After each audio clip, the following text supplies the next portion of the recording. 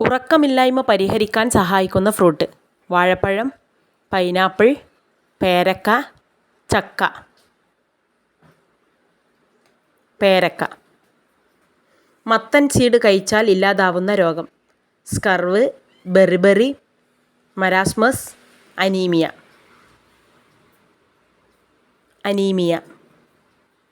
Calcium കൂടുതലായുള്ള മത്സ്യം: ചൂര, സ്രാവ്, മത്തി, അമൂർ.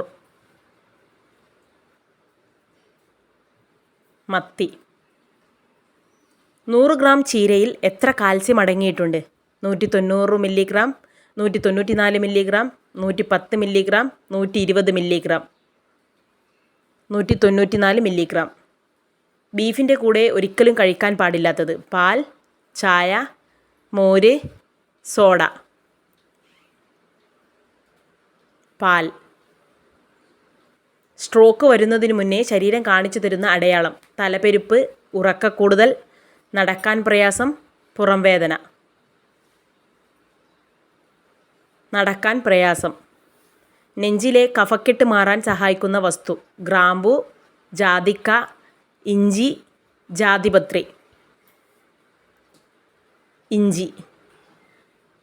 ഹൃദയത്തിൻ്റെ ആരോഗ്യത്തിന് ഏറ്റവും നല്ല fruit: strawberry, rambutan, dragon fruit, kiwi.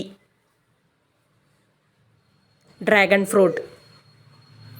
തലച്ചോറിൻ്റെ ആരോഗ്യത്തിന് ഏറ്റവും നല്ല ഇറച്ചി: മട്ടൻ, കോഴി, ബീഫ്, കാട. മട്ടൻ. അമിതദേഷ്യം ഏത് അവയവത്തെയാണ് ബാധിക്കുന്നത്? ആമാശയം, കരൾ, ശ്വാസകോശം, വൃക്ക.